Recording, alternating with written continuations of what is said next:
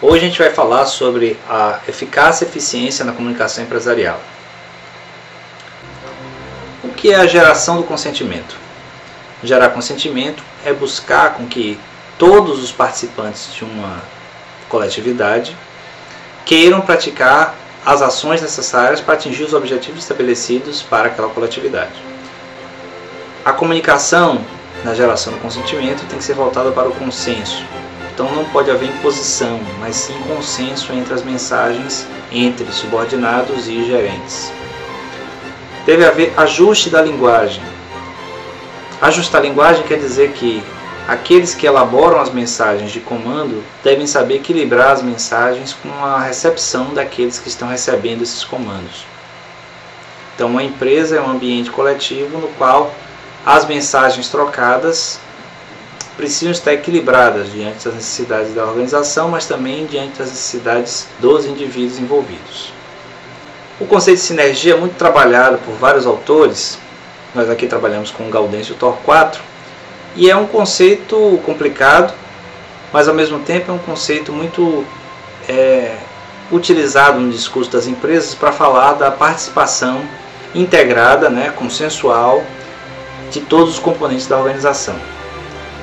O Gaudêncio Torquato, em sua abordagem da sinergia, expressa esse gráfico de maneira que, se a gente interpretar de maneira correta, o setor mais interno dentro da empresa seriam as redes formais e informais, que se ampliam nos fluxos ascendente e descendente lateral presentes na organização, atingindo os níveis da organização, que seria o interpessoal, o grupal e o coletivo, que abrange as dimensões da organização, a comportamental, a social, a cibernética, chegando às categorias mais abrangentes das mensagens, que são internas e externas, produzindo assim os atos comunicativos que atingem o ambiente externo.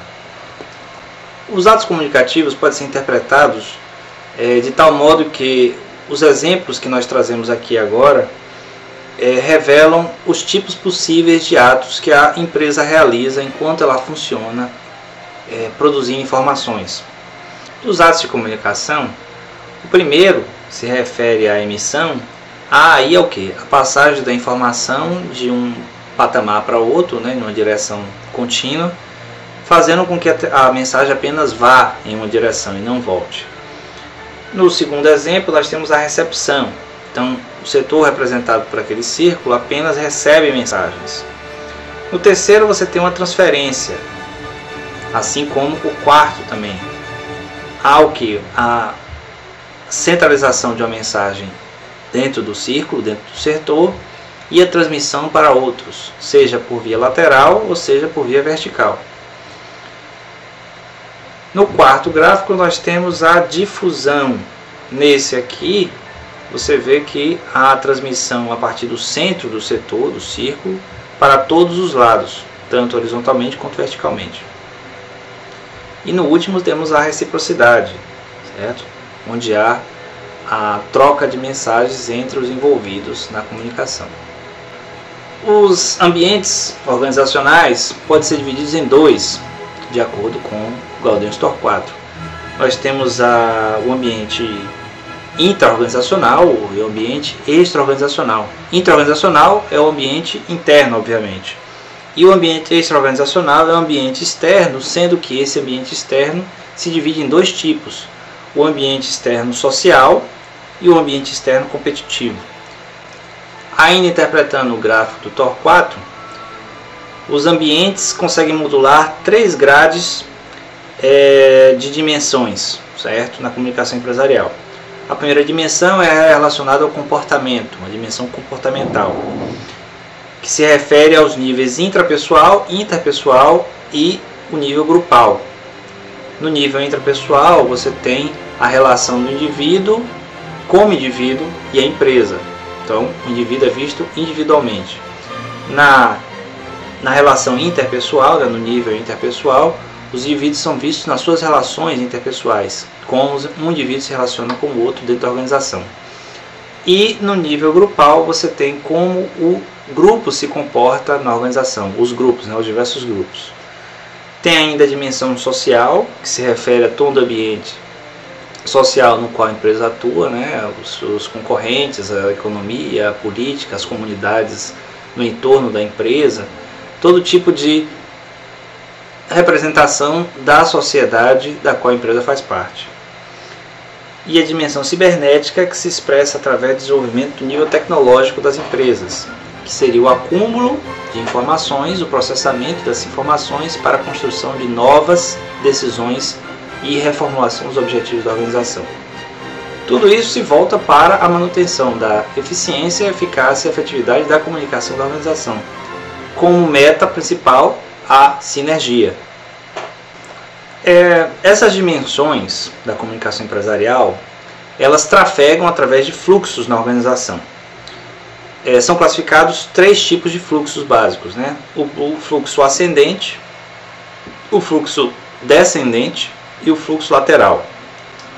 O fluxo ascendente e o fluxo descendente se referem às direções verticais presentes na organização. Então, esses fluxos vertical ascendente, que é aquele fluxo que vai das bases para a diretoria, para a gerência, e o fluxo descendente, que é aquele que vai da diretoria, da gerência, né, dos tops decisórios para as bases da empresa, eles fluem de cima para baixo, de baixo para cima. Então há aí a pressão hierárquica muito grande nesse fluxo de comunicação, podendo acontecer muitos ruídos nesse fluxo.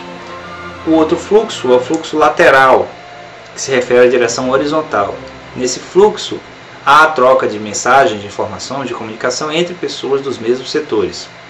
Esse tráfego de fluxos de conteúdos na organização geram as chamadas redes, a rede formal e a informal. A rede formal é aquela construída a partir das relações oficiais da organização, utilizando canais também informais, que seriam aqueles canais presentes nos documentos, presentes nas peças, presente em todo o material oficial da instituição.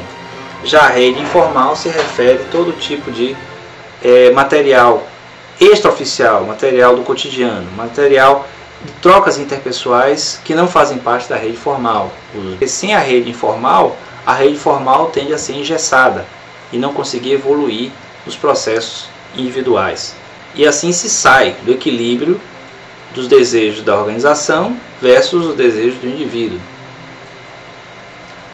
As trocas de mensagens dentro da empresa são contínuas e aparentemente caóticas, aos olhos de quem não presta atenção nos fluxos e nas redes. O gráfico da sinergia mostrado antes, do TOR 4, é uma interpretação desse outro gráfico aqui, que está tentando mostrar a aparência da troca de mensagens dentro da organização que reflete no ambiente externo. Como já falamos, tudo o que a empresa faz tenta projetar uma imagem para os públicos. Só que esses públicos recebem essas imagens de outra maneira. A imagem recebida, percebida pelos públicos não é a imagem projetada exatamente.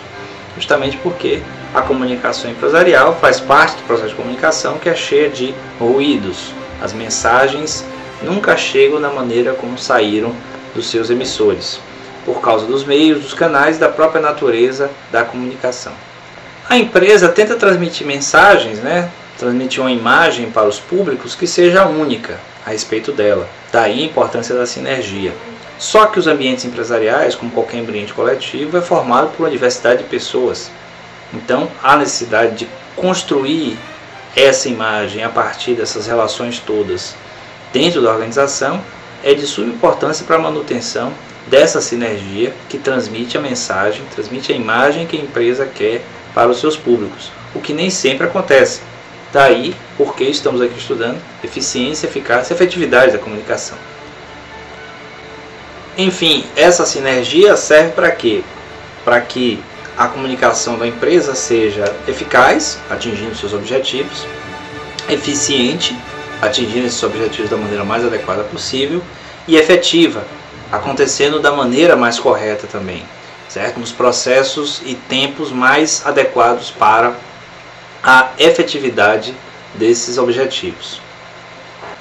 Muito obrigado e até a próxima aula.